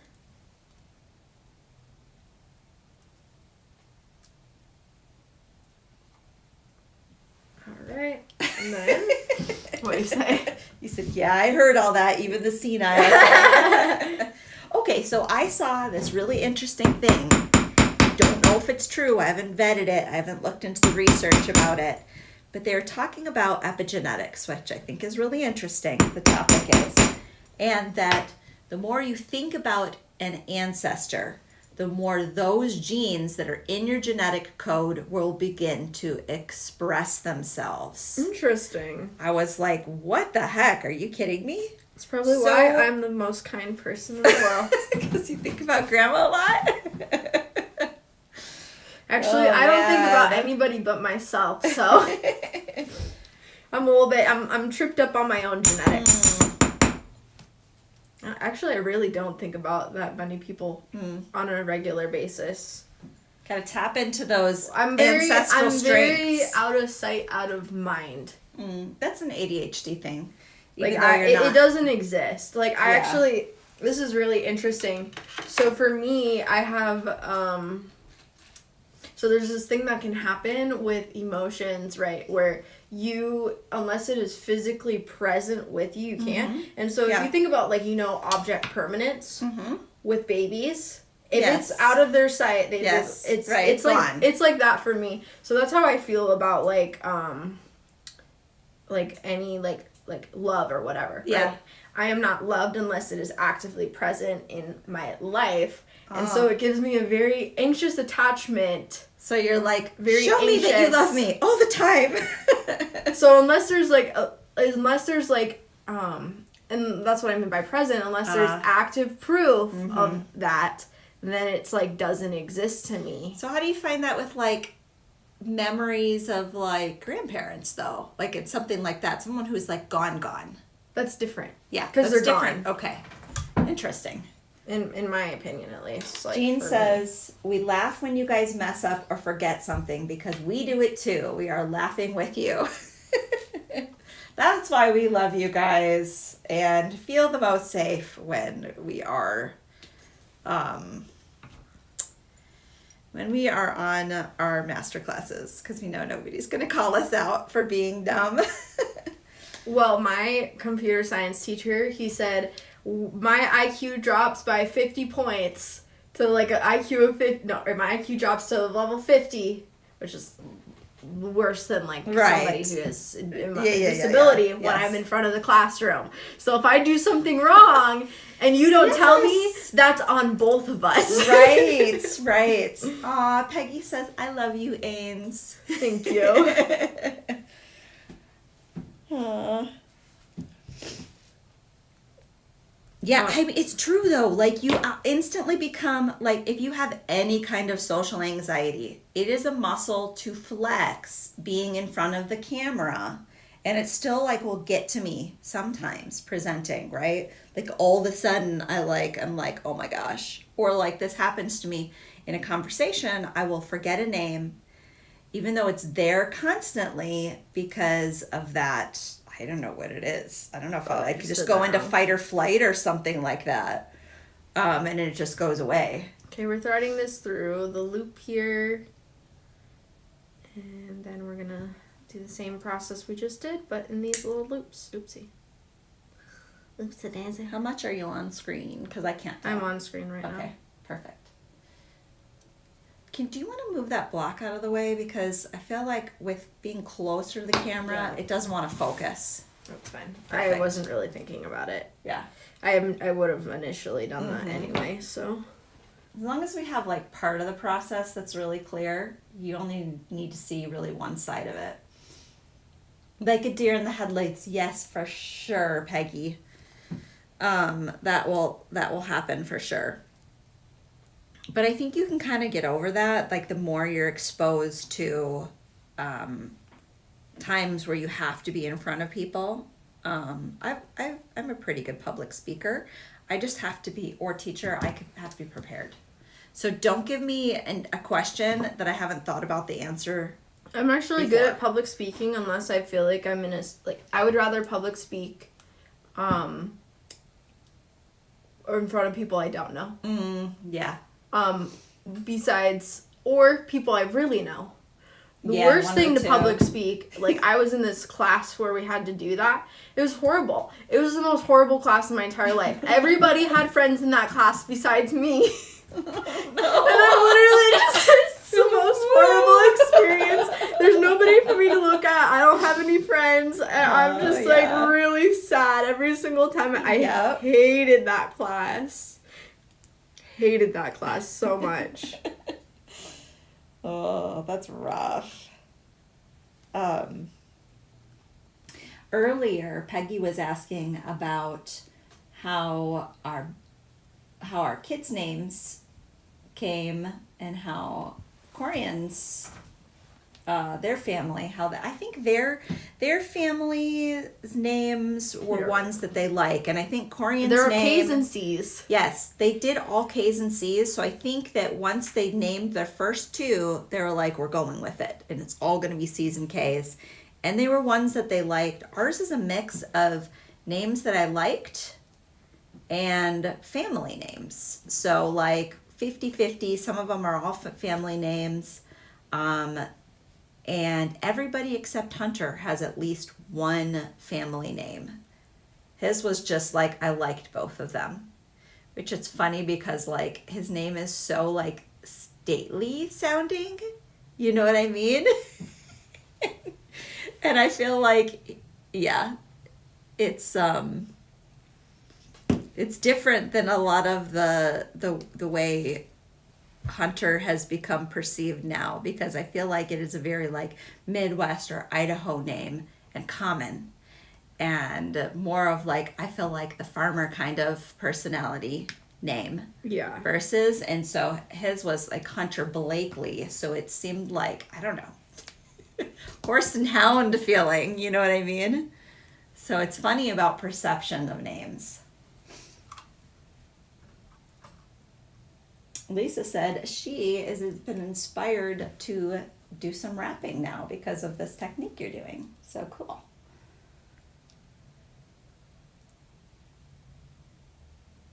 I'm almost done with this one, and we're just going to do this side because it's going to be the same exact process on the other. Dallin is not a family name. It's Dallin. That was one you had a hard time picking. Yes, his name, I was just like, I went through all the baby books, couldn't find one, because I had this like, this baby name Bible that has like been passed through the family a few times, where I got was able to find most of them, but I actually found it on like an internet forum, and I was like, yeah, I think this is what I need. And then I went back and forth with his middle name, and I was like, I don't want Dylan. Dylan is kind of similar, and a lot of people would actually call him Dylan because it's easier, right? And it's more what common, they're more familiar with, right? Yeah. And then his middle name ended up being Frederick, which that's a family name on your dad's side. But I thought about Finn, but I was like, it's only one syllable, and everybody else's were like two I or could more. see him as a Finn as well. Right? Yeah. But that would have fit, I think. It would have fit, yeah. Like Dallin Finn, but it just didn't like, I don't know. Yeah. I think I just put like a little bit of serious element in everybody's names. And there's fanciness. that. Put a little fancy in everybody's name. And everybody had to have a middle name because I knew how sad my mom was about never having a middle name. She's like, I made sure you guys all had middle names. You're welcome. And there is that. So very easy. You can clean it up by pinching those in or trimming them in the back so that they don't overlap like that. But that is the gist of it. Very easy, very pretty, very cool.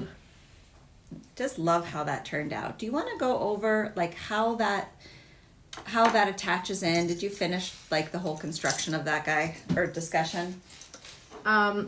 Yeah, so this just attaches in. You're going to punch 2 holes, obviously, in this piece here. Let me get this out of the way. And then you're going to loop 2 jump rings through here. These are the oval jump rings. And one of them is going to go through your actual swirl loop here. This is important so that it doesn't shift back and forth. And yeah. And then you thread them through like so. And everything else is pretty basic and easy from there. Right, and all things that you have demonstrated before. Yep. Do you need a little break at all? Or like give your hands a break for a second? Because I can do, well, you can just maybe just pop that kit up and that's all the same construction. You can just tell them how you did that one. Let's just pop this up. I'm just going to talk about it. 3 middle names? That's cool. I always I'm jealous of the Spanish. Well, they take both of their parents' names. Like they have 10 names, right? Yeah. So I've had to figure out how to truncate them. So for shipping things to Spain for my Etsy shop, they only take a certain amount of length of name. So I'm like, how do you want me to abbreviate this? Yeah. You're like, I am not from your country. I do not know the proper form. Peggy says a middle name is needed for when you're in trouble. Mom will let it be known instantly. Xavier John. No, it's usually Xavier John Holland when I'm really. If you're really upset, mad, then it's all three. Then it's all 3. Actually, you never ever said Ainsley Elaine Hall. It was always Ainsley Elaine. But hardly ever, actually. No. I don't remember hearing you say Ainsley Elaine. That's because I just didn't get mad with you very much. You just didn't give me a reason to get mad with you. Yeah, I don't really, I can't really picture it in my head. See, guys, I'm such an angel.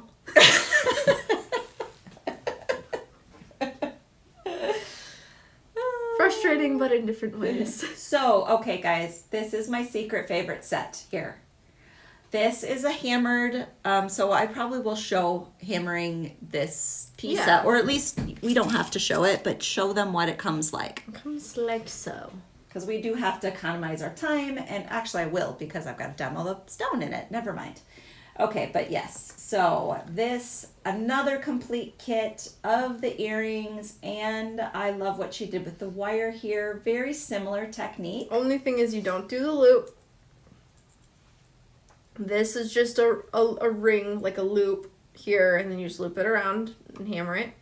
And then this is that same thing we just did. So those are the 2 different gauges of wire that you're using before. So it's 18 gauge for the big swirl and 20 gauge. The rest of this is all 20 gauge, yeah. Like so. Yeah, I love, love, love this piece. And I love the background you picked for the picture. It's really cool. Here you guys go. Here, we can show them this one because I did this here. Yeah. Because I was like, I did not reference or trace it or anything. I just kind of drew it out, and then I did this. This is just this is the big piece. This is the one piece. You wrap that around, and then the 2 wraparounds. So you guys get a feeling for that. That's kind of how I brainstorm. Very messy, but it's the concept across, and that's all that matters. All right. And then, yeah. We just have some painting left. Oh, I will show one thing. Do we have any of these? 'Cause I'm guessing you're going to show this. I'll just show them how to punch this. There's one in your little supplies thing there. This is really cool, guys, that we can do this. But we're just going to use our hole punch. Do you want to bring up the set for this and show them, you can show them the bracelet too. Oh, I didn't show it for the last one, but these earrings are really easy, just hole punch and beads. So for this one, you're simply going to hole punch to the side. I just make sure it's lined up in the spot where this is going through the middle. And just give me a second. I'm going to pull this close to my face so I can make sure that it is the right angle that I need it to be and centered. All right. And then we just hole punch. I just kind of wiggle it through. And then I use my chain nose. Pull the rest of that out because it won't go all the way through to push it out, but it does do the hole, so you just have to pull out that little bit of metal. And because these are pewter, you can do that. If they were cast out of anything else, you would be breaking your hole punch. So pretty much the only way you can do this with a bezel, because screw down would not fit in there. We're going to use this. We're going to thread it through. And then you just make a wrap loop, right? Yep.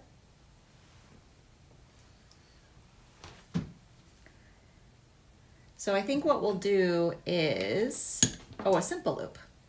Oh yeah, it is a simple loop this time. What we'll do is I will swap in and do the You could also do a wrap loop if you want to, but you don't have to. But then we have a double-sided piece here. And we can actually make into our bracelet. This piece gets hammered as well. That's here. And then just some loops. These beads, you just do some wide loops, make them super wide and flat because the holes are very large.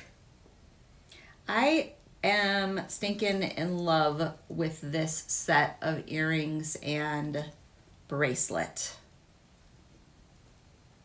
And then this is like that one is really unique feeling. And we have these earrings here, which are just they're just looped around and then angled up so that it's at attention and doesn't fall off.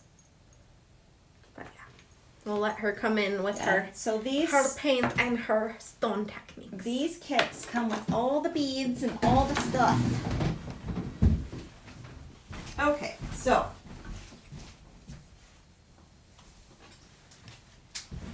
getting sweaty over there. It's getting warm in here. Woo! It's getting hot in here. Please keep on all your clothes. Yes. Oh, you know what I need actually? Because this got really dusty. Can you get me a Clorox wipe? Yeah. For some reason, this is really dusty. Okay. Thank you. So at home, I will work on the dirtiest mat like known to man. It has layers and layers of colors on it. But it really bugs me to have a speck of anything when it's important. Isn't that funny? Okay, so here's our bezel. We're just going to hammer this. We're just going to make it really lovely and ancient looking. And I think it's kind of cool to leave some of the edges flipped up. Not perfect because it makes it look more handmade. So we've done that, and now we're gonna do a cool resin effect in here using our set, which I used just a few of these colors to create these effects. So our paint set today has all of these colors in it. Because we thought we would do a kind of like an antiquities set, I feel like. So it's got brick red, rust orange, metallic blue, sepia brown, pale green, emerald green, iridescent blue, iridescent gold, and pale tan. So we're just going to use a few of these from here to create this effect. So here's my stone. Right? Just looks really, really pretty and glowy. So first thing we're going to do is get a little bit on the background to kind of lay a base of that color.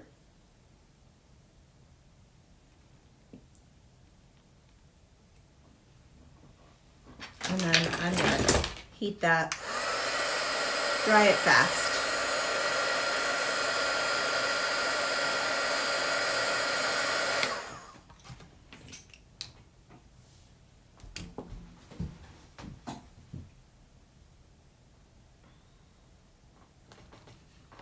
Really technical using my fingers, finger painting there.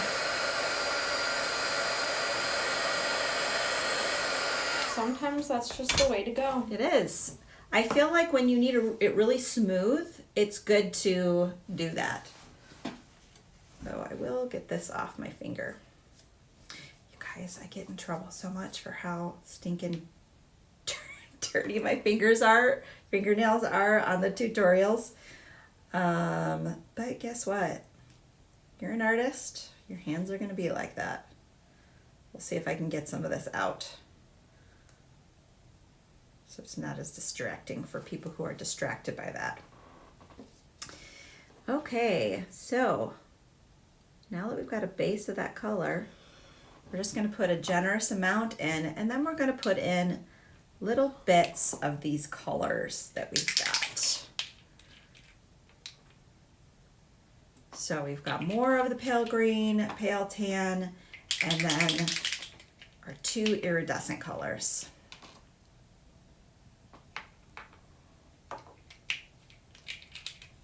So I find that when it's not cured, it being the resin, and you're mixing in some of the colors with it, less is more, right? It's going to cure more evenly when you don't do too much. So I use just a pin. Are you all right? Yeah, I'm fine. I'm laughing because I found your bracelet on the ground that you never finished. I didn't finish it. She didn't finish this, guys, and this was just sitting on the ground. And put it in the tray so I take it home with me. Shame on her. For shame. She left it. And all you guys already probably wasn't able to get some. So I don't want too many inclusions in here. Let me zoom in a little bit. I don't want any swirly patterns in here because I want this to feel like more even. So I'm really just going to mix this color in here a little bit more, distribute it more. So we've got some of the pale tan, some of the pale green, and some of these iridescent colors. And then we will cure that.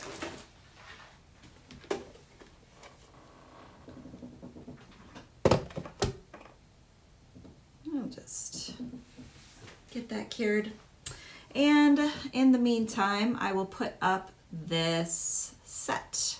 So it reminds me of sorry, the nail light. There's like a statistic where they're like, oh, UV can cause cancer. They tested on pigs. Oh yeah. But it was like a ridiculous amount of exposure, like to right at a strength that like no human was going to like regularly experience. Not even a nail tech would experience. Yeah, they kind of do that, don't they? Let me just get back over to Carter. We can pop that off. Nobody told me if they made that bracelet or are wearing that bracelet or have it sitting.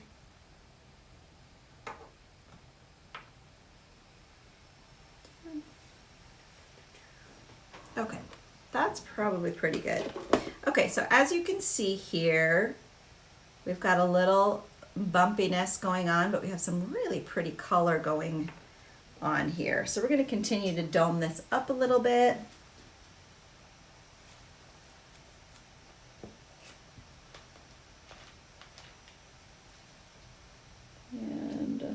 this around. Build in small layers with our resin. It's thin bodied, so it won't have like a super high dome. So do a little bit at a time for the best results. I know there are other resins out there that you can get. This is just that happens to be the one that we carry. So this is what we're always demonstrating with.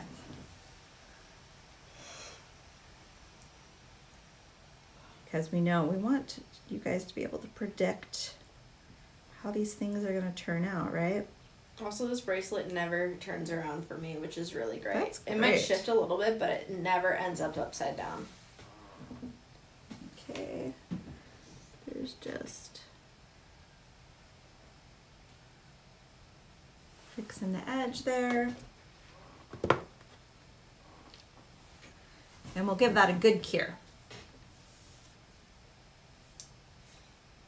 In one of my videos on my social media, somebody said, in reference to my jewelry, they're like type of SH my mom wears, and then they're like replied to their own caption, and they're like, I mean that as a compliment, right?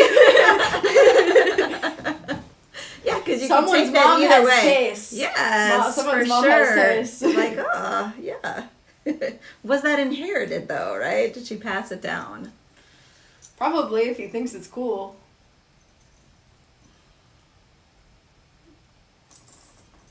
I think this, yeah. Just put this one on the inside. We'll just square this one home. What do you guys think? I've thought that the jewelry today could go really well with crew necks Yeah. because it lays nicely on top of them. You just need to fix the flip there that's on your collar. Other side. Yeah, right there. Got it. Is it fixed now? Let me see. No, there it is. No, you flipped it around. The one was fine. That one's fine. Yeah. This one is twisted completely. Like the chain? Yes. Oh. The lower chain. Yep. Okay. One more time. Oh, yeah, you're good. All right. Do you guys have any questions?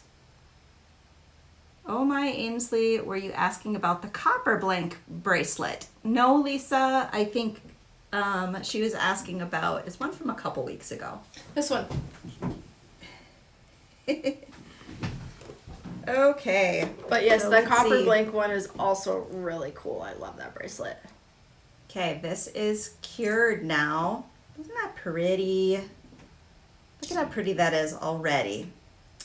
Bumpity bump. Okay, now for this part, you're gonna need a clean reliefing block. Which, did you use this one today? No. I didn't use any reliefing blocks today. Okay, this must be the one that I used. You don't want it to be too dirty. So the reason that reliefing blocks get dirty is because that's metal shavings in there. And so if you are sanding your resin and if you're using a reliefing block to do it, you don't want that to put little particles in there. So clean-ish reliefing block that doesn't have a bunch of metal particles in it already. And we're just gonna give this really like that color combination. match. The green. Yeah. With that necklace on your shirt, the carnelian. Oh yeah, it looks pretty together, doesn't it? So Stephanie is asking about the colors again.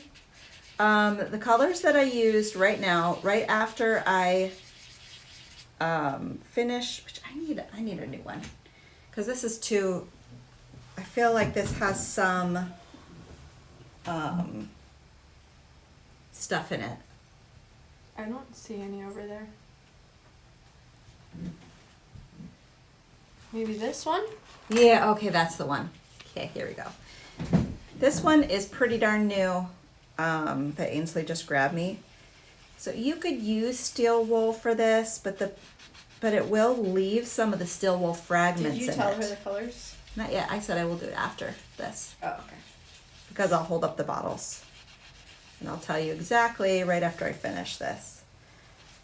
I feel like this is kind of a crucial part for getting this look, is just making the top of this matte.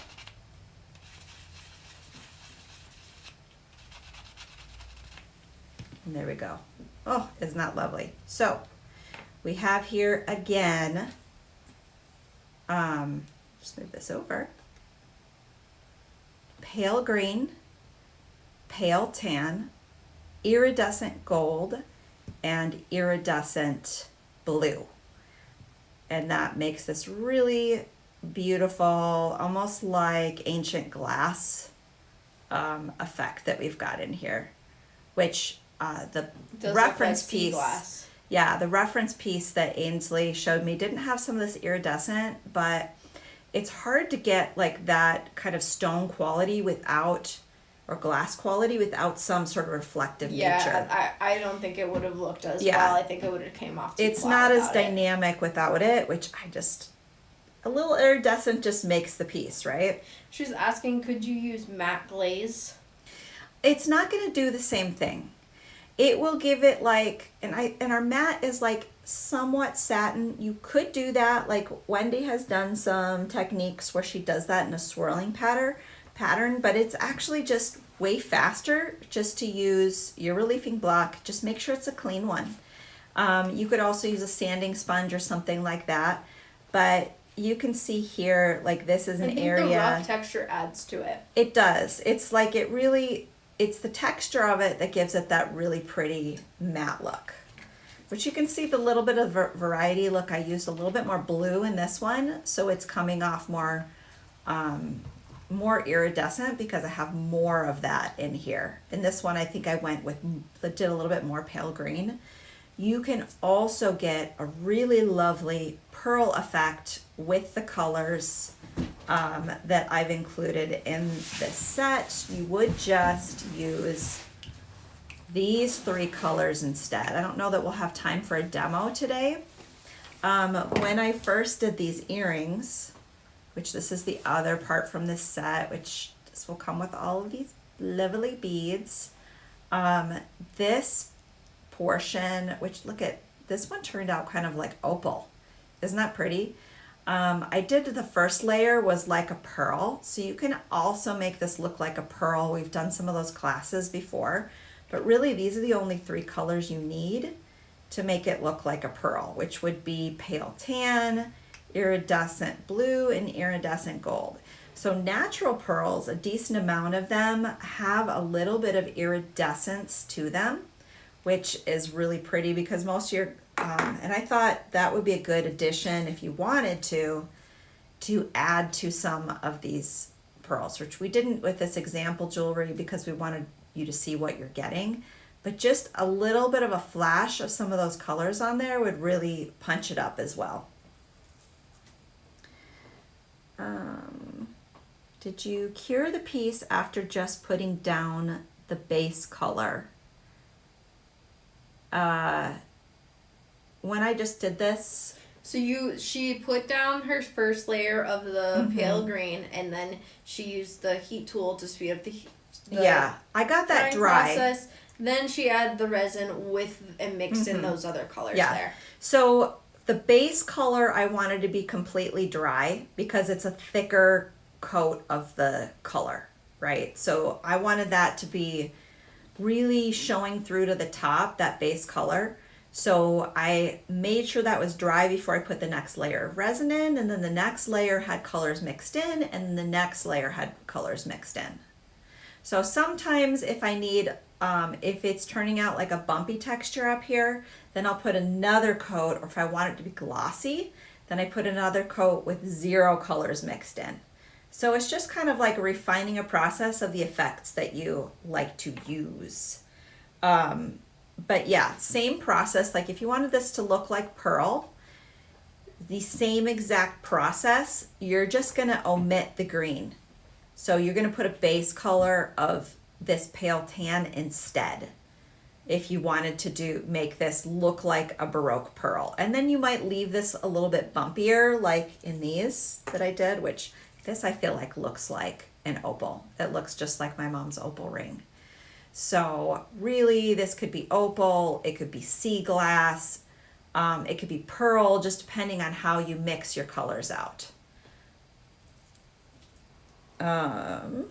This bracelet, which we can get into this next kind of set. Let me see. I'll get back into the carnelian. I'll probably do that last. So this set that we've got here, I don't think we've popped this one up. And I will zoom out a little bit so I can show you the construction of this one. And we'll just pop that up on Carter for a second. This set here is a necklace, bracelet, and earring set. So for the painting portion of this, we did a really lovely green effect on the bracelet. It'll come like this. Okay. Which I think these are vintage from Korea, which I thought was really interesting, these bracelets. And I really love, like, it gives me like kind of that Greek key feeling. So this is how it will come. We'll show you, I'll just do one of the links to show you how to achieve this effect, but I did kind of the whole thing at the same time. This will come like a blank tag, a long blank tag, and then all I did was cut off the loop on the one end and then sand it. And then we just hammered it and punched holes here in this pattern. Turn this off so I'm not taking up too much of my screen with that cart. And I thought for this piece, really just doing a double layer of chain gave it more of that antiquity feel. These are little melon beads that we've got on the bottom and then connected into these terracotta beads. So what I'll show you is what colors we do to achieve these really pretty ancient looking beads on top of terracotta. That's what I'm going to do next. And then we'll also have my bracelet out so that we can do that effect at the same time. So I always find it helpful to have if I'm recreating a look, to have the reference piece out in front of me while I'm doing it. Okay, so we have done terracotta beads. We have done raku effects on them before, so I didn't want to repeat just that look, but I really love the way these beads take color. So I'm going to show you some effects, but I do need a brush. Let's see.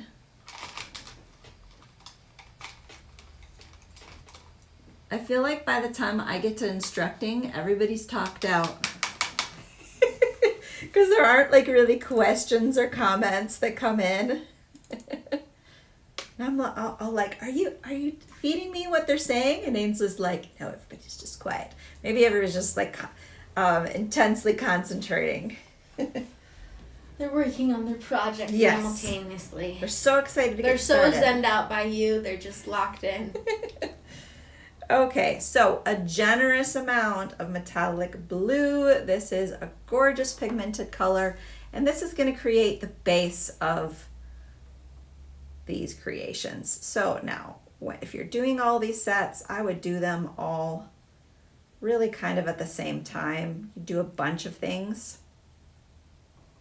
So that's why I would lay out quite a few of these beads. It's going to absorb decently quickly, and thus you see why there's always color under there. It just like wicks it up. It's like, you belong here.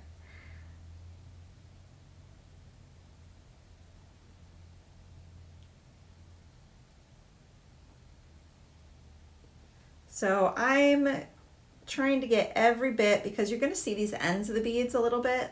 I'm going to get the entirely based out, and because this has such great metallic pigment in it, even though it absorbs into the bead pretty well, it's still gonna have that luminescent quality. You could do this with like cobalt blue. It's just not going to be as dynamic looking.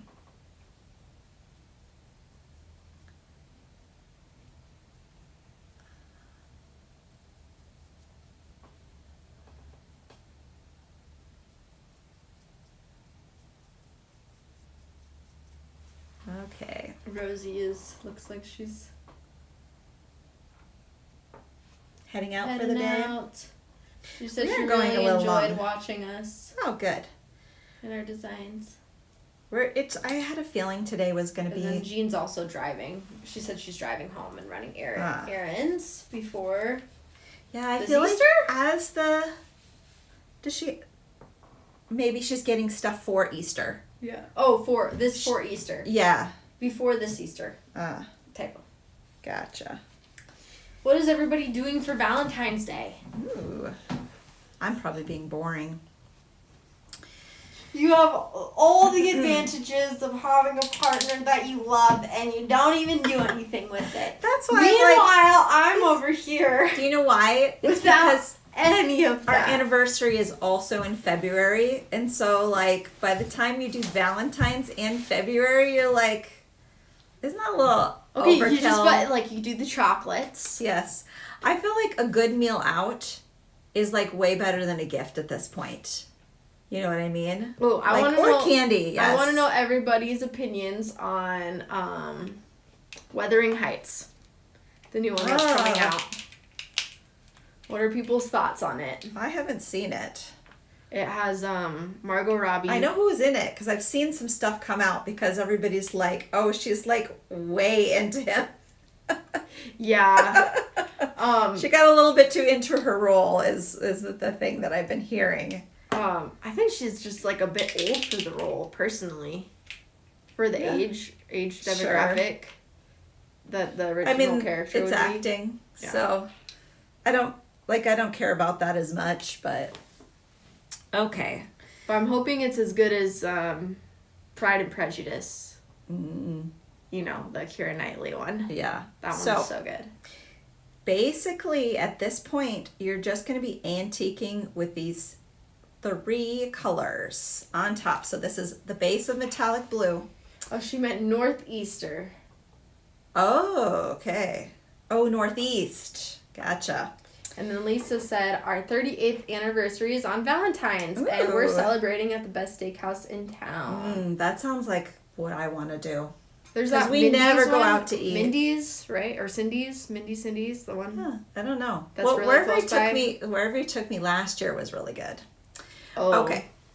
So I'm gonna technique it and then we'll get back into the chat so I can concentrate. All right. I wonder how that feels. know. I wonder how that You're feels so much- when you're trying You're to explain better. something and somebody doesn't stop talking. No, you're so much better at that than me. I don't know. Isn't she amazing, guys? All right. The answer is yes. The answer is yes. Okay. So really just antiquing, mishy-mashy, willy-nilly with these colors on here to get a mottled appearance. I find it's helpful to kind of dry it during the process. Your beads are going to kind of blow around a little bit.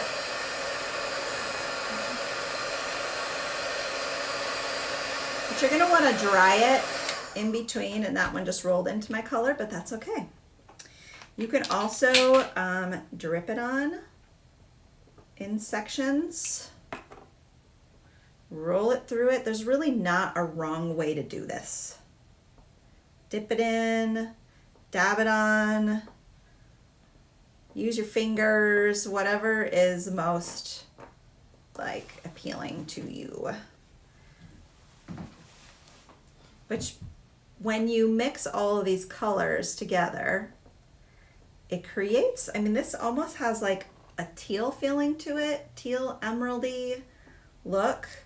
And that's really just that blue coming through to make this, to blend with these colors, with the greens and the pale green and the, isn't that just appealing? Pretty. So I would just keep. She only got that way from you. What's that? She only got like me being the best. She said you only got that way from you. I like, what do they call that? Exposure therapy? Is that how that works? You're like, oh, I've had to deal with it so many times. Also, this month, literally just like it's flash. Ding, It just went ding, by ding, so fast, ding, didn't it? back on. Done, over. Low-key terrifying, because that means I only have like not that many months left of school. So the terracotta beads that are coming in these kits are really just supreme for this technique because the color wants to lock in and soak in.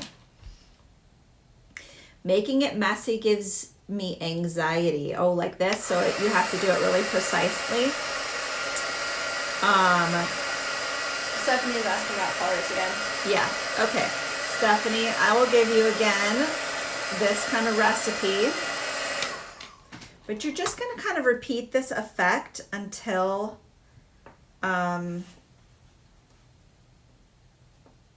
you are happy with the color combo. And I like the way each of them is a little different. Look at how that just rolled through there and got that really pretty kind of ambery look to it. I like that. Let's lock it in by drying it. So if you don't like messy, you could be really precise, put this in a tray and take your brush and add the colors a little bit more precisely. But one thing you want to do is keep some of that blue showing through, and that's going to give your overall effect. So the colors that we use to achieve this effect: metallic blue, emerald green, pale green, and sepia brown. Okay, so this is your base color. These three are your antiquing colors on the top to get this effect. It's going to turn out a little bit different every time. Like here's my, whoops, just drop that in the colors, but here is my original one. A little bit more brown on top. So if you want this exact look, I'm going to say you want a little bit more green and brown in it, and maybe a little bit more stipply, right? So I would say maybe if I want this to look exactly like that, you just keep going. But really pretty effect for doing those. This one, which I said I think I said we'll just do this one's pretty easy color combo. For the bracelet, we already have this mess here, so we'll just add to it. So I've got some pale green and emerald green for this color. And all we're gonna do is just brush it in little sections.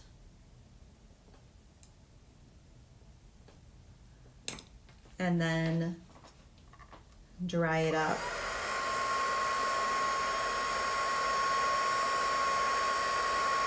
And if you want it thicker, like I've got a little bit thicker base of this on here, you would just go in layers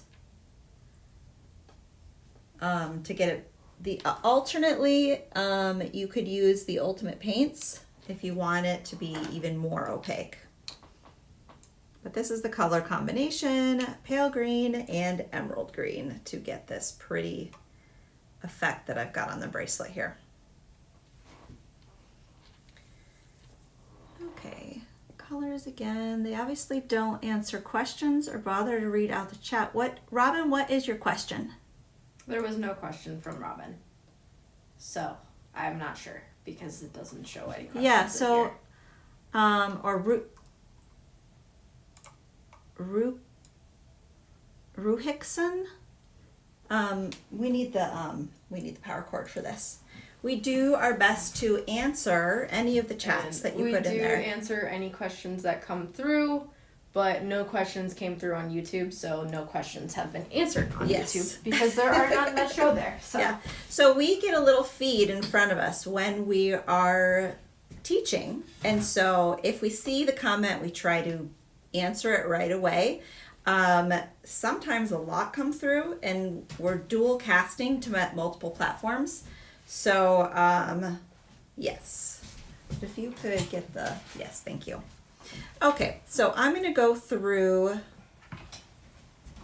this